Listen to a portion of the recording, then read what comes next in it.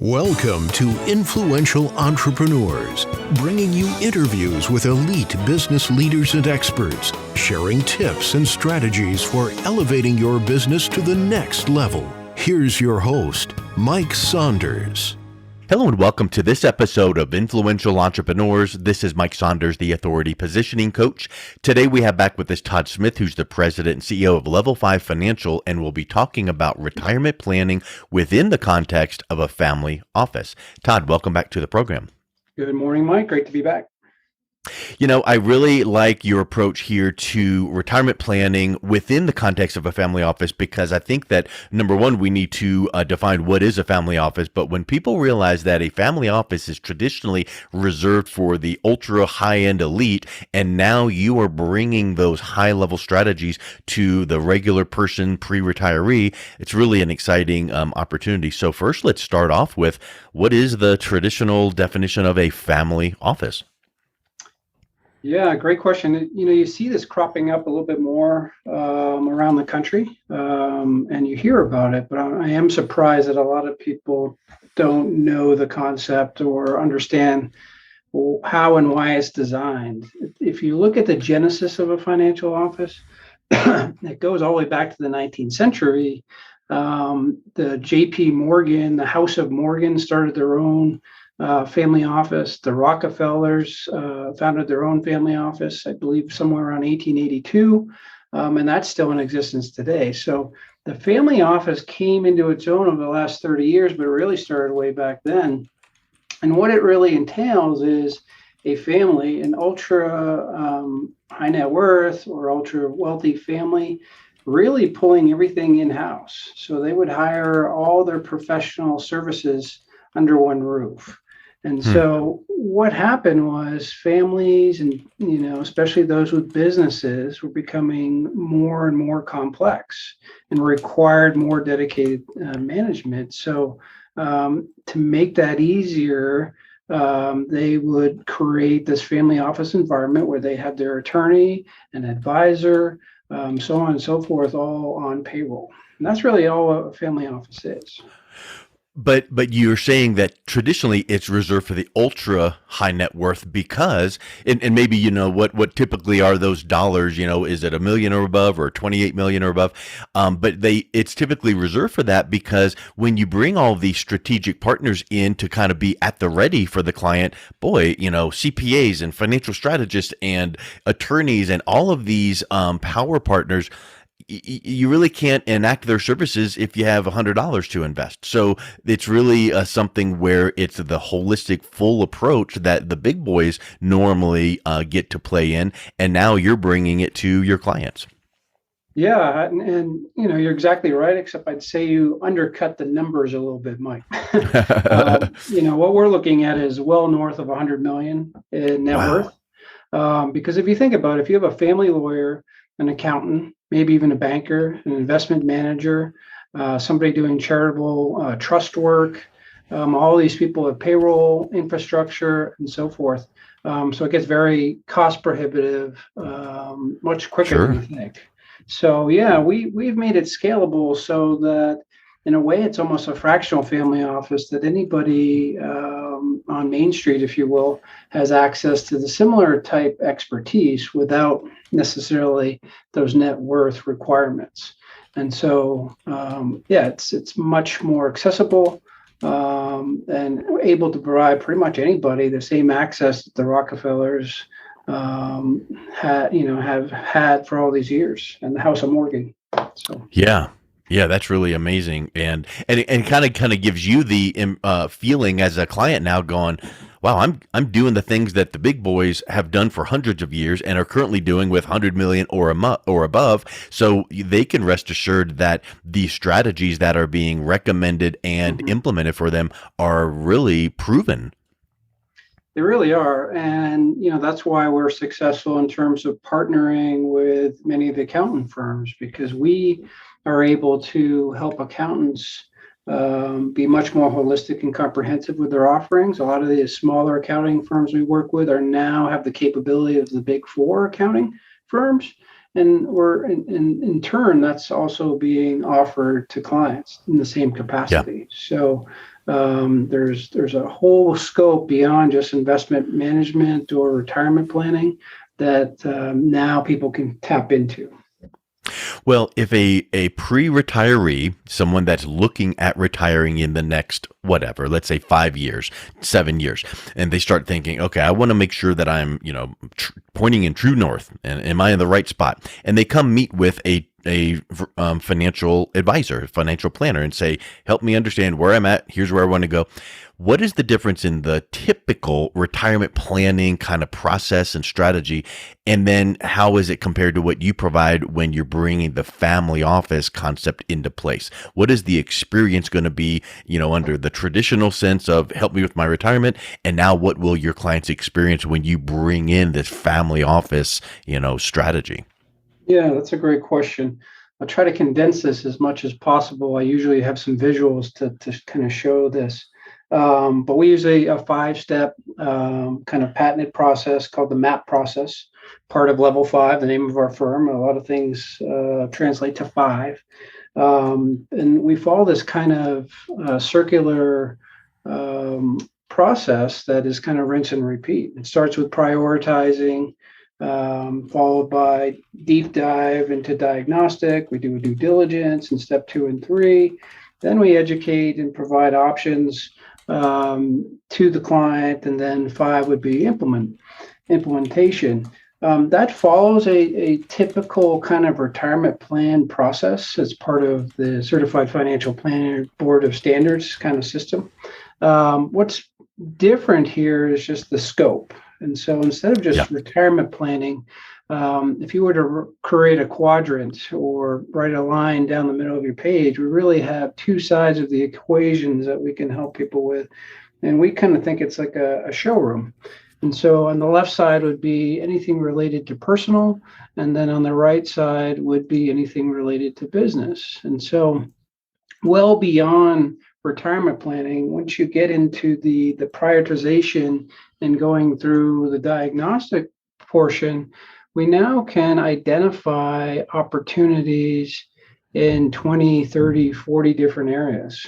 So retirement planning would certainly be part of it, but this showroom, if you will, where we're kind of acting as a concierge for clients, opens up a whole host of solutions that can really impact the family. I don't know if I explained that well, but Yeah, you really did. And it makes me think of something too.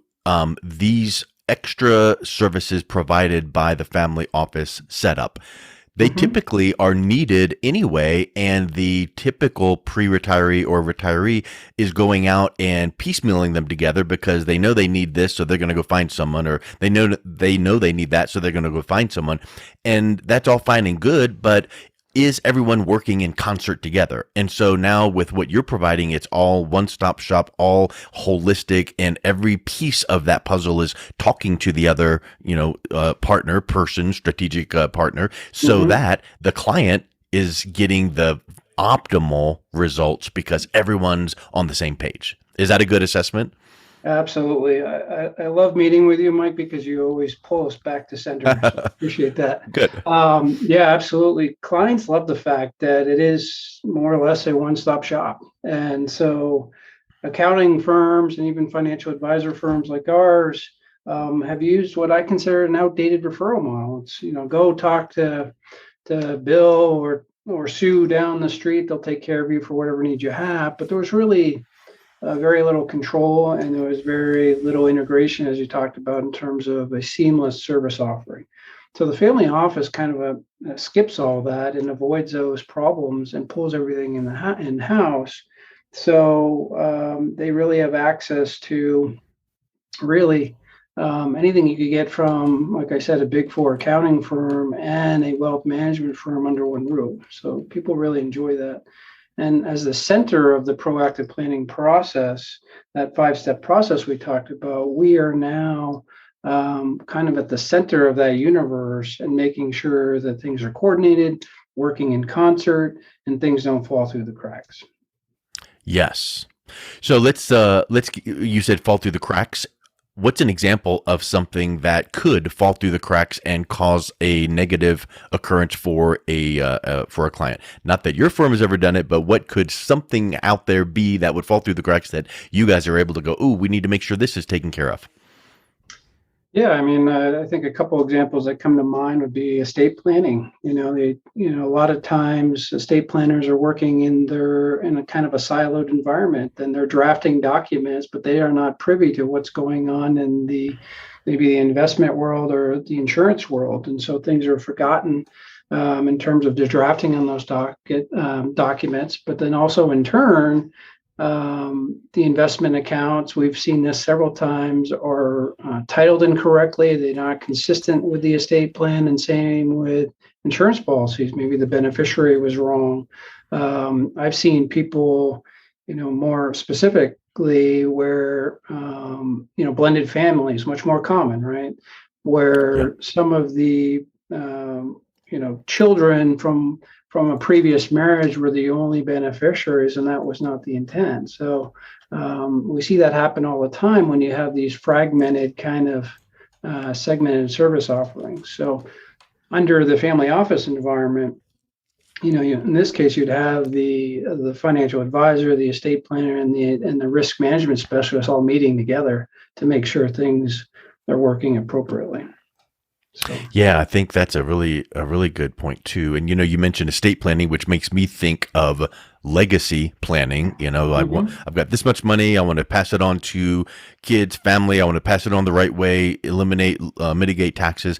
But one thing that comes to my mind too, and maybe this is part of the estate planning, but I know there's a lot of people that actually have amassed some money and they want to provide for their family, but they also want to give some type of legacy plan to philanthropic causes. So how do you work with clients in that respect? Oh, I would say that's probably one of the most underserved areas out there, really. If you talk to a lot of wealth management and even accounting firms, there's a big gap there. So we have several specialists as part of our family office. That's all they do day in and day out, is help people work on legacy planning. And that could entail a couple different things. That could be charitable trusts. It could be, exit planning. If you're a business owner, what are you going to do with likely your most largest asset, being your business? So we really just shepherd them through that process, introduce them to the specialists as needed, educate them in all the various options, and then help them make the right decision. So there's lots of opportunity in the charitable space. Have you seen much of it yourself out there, or why specifically were you asking? I have talked to people recently who have said it's such a passion for their clients that say, well, I've been nose to the grindstone as an employee, in the corporate world, or as a business owner, and we give when we can, but now when we're looking at retirement, many people's picture of retirement is not sitting back and playing golf all day or traveling all the time. There's elements of that, of course, but what I think that a lot of people are doing is going, now that I have the time available, I want to not only give philanthropically, but I want to give back. And now I'm going to go 2 days a week and maybe do a modified retirement, still work in my business that I'd started, but I'm also going to work 2 days a week at this charity cause, ministry, nonprofit, that kind of a thing. So I think that, getting back to that holistic and family office concept, these are things that maybe when you have that fragmented, strategic partners that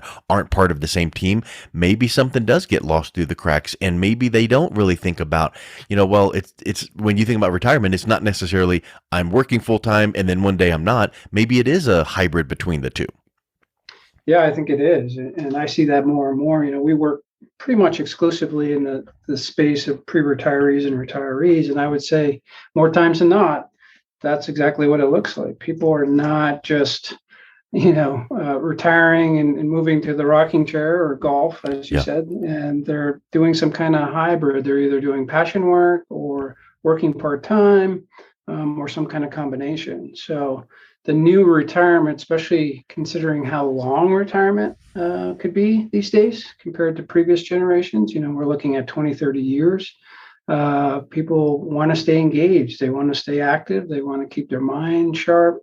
And so, frankly, they get bored. I can't tell you how many clients I've seen go in and out of retirement. I think I had Yep. one client who here in Colorado retired 3 or 4 times from different companies, and I think he finally settled on full retirement on the fourth time.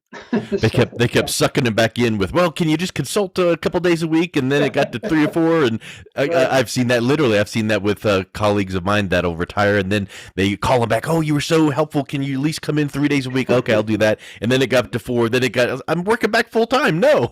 So, but here's when you were mentioning that, it made me think of something. Lifespans in generations past are different than now, and I think that we as humans are taking better care of ourselves mentally and physically, and I think we're eating better, we're exercising, we're staying more active, and then maybe that does extend out. Maybe retirement back in the day used to be, wow, I just work my fingers to the bone, and now I'm just gonna sit back because I'm so exhausted. These days, maybe you do want to retire out of the typical grind, but it's almost like becoming that life coach and going, well, what would retirement look like for you? Because, oh yeah, we want to travel here and there, but we also want to. And maybe it is that hybrid level because they aren't at the physical level where we just can't do anything else. They're vibrant still, at whatever the age is. I mean, there's some spry 75-year-olds. So why are they going to sit back and do nothing? So I think that's a big thing that people don't think about is that the lifespan and the way that we've been taking care of ourselves in the last generations has made it such that, boy, retirement has expanded out, and you better have a lot more years planned for when you're then in this pre-retirement planning phase. Absolutely. Yeah. I mean, it's changed drastically in the 20 plus years that I've been in the business alone. And, you make me think of working with business owners specifically. I've been kind of moving into that life coaching, wearing that hat with these folks and talking about taking retirement off the table. And the reason I would say that is because instead of trying to save and invest for some future day in the future, that could be, when you're in your 60s or 70s, why not try to retire sooner in that hybrid capacity that you're talking about? And so the family office really helps us do that. Not only do we have experts in business exit planning, business valuation, financial forecasting, and for the conventional type sales or transition of businesses, we also have tons in business strategy in terms of vision and purpose, ways to grow so that people can make this a lifestyle asset where they don't have to retire. And so that's what's really neat about the family office. That we can bring this to business owners and entrepreneurs who may want to change the lens more so than a W-2 type person with a JOB, as we call it, right? To really create a lifestyle asset to have the best of both worlds. You have an asset that's growing, creating great cash flow, and you can still do what you want. Have the lifestyle. Talking about business owners, it makes me wonder if this scenario comes up from time to time where it's a family business and they're thinking about legacy and they're like, wow, I'm looking at retiring because I've built this up and my family member that I would love to pass this on to is not at the stage of their life that they're ready quite yet. Maybe they're still in school or something. So maybe here's this business owner going, wow, Todd, you kind of gave me new, fresh perspective here because maybe I can like hybrid retire. Maybe that's a new phrase, but maybe I can just kind of throttle back a little bit and bring this person in and kind of start to slowly integrate them in rather than the hard and cut, boom, retire, pass it on. So maybe this concept of kind of throttling back a little extends out when the founder, the owner can still be part of it and then can mentor their family member that they ultimately want to have to take over the business anyway, but they weren't quite ready just right now. Yes, absolutely. That comes up a lot more than you think. That's part of that whole exit strategy, kind of exit planning strategy review that we go through and we have our experts help with. Yeah, absolutely.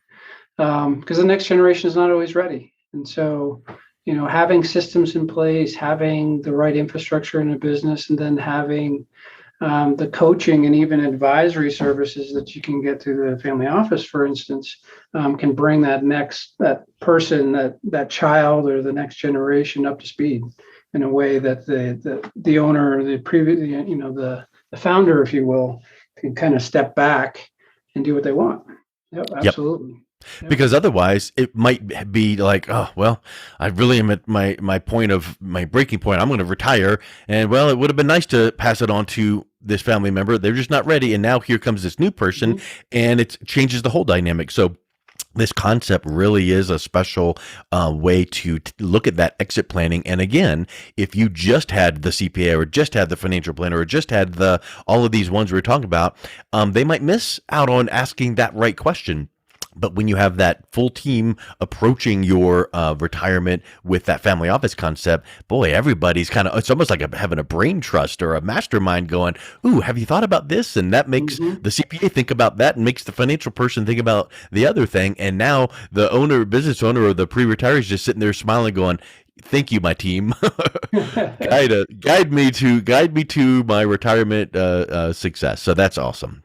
Yeah, I mean, I think you're understanding the concept very well. I mean, that's the magic of the initial diagnostic. The initial diagnostic that we take people through covers everything from business to legacy and retirement planning and investments and risk management. So this comprehensive diagnostic generally then will spit out, if you will, 5, 10, 15 different areas of opportunity that we could work on over the next 12, 18 months with folks. And that covers the whole holistic kind of every aspect of their life, depending on their complexity. So yeah, it's something that people typically have never experienced, and they really enjoy and appreciate that view well beyond what, a lot of advisory firms would do, just investments or retirement planning, or even their accountants. It's really just tax prep, so. Yep. Well, Todd, if someone is listening to this going, I want to take the blinders off of my, retirement planning and make sure nothing's falling between the cracks and kind of get that, 30,000 foot overview from that family office approach, what's the best way they can reach out and connect with you and learn more? Yeah, the best way is always on our website, www.level5financial.com. That's LEVEL, the number 5 financial. You can connect with us on there. Obviously, you can search my name, Todd Smith, Level 5 Financial. I'm on all the social media as well, and happy to have a conversation. Excellent. Yeah. Well, Todd, as always, thank you so much for coming back on. It's been exciting talking to you about these concepts. Likewise. Thanks for having me again. You've been listening to Influential Entrepreneurs with Mike Saunders. To learn more about the resources mentioned on today's show or listen to past episodes, visit www.influentialentrepreneurssradio.com.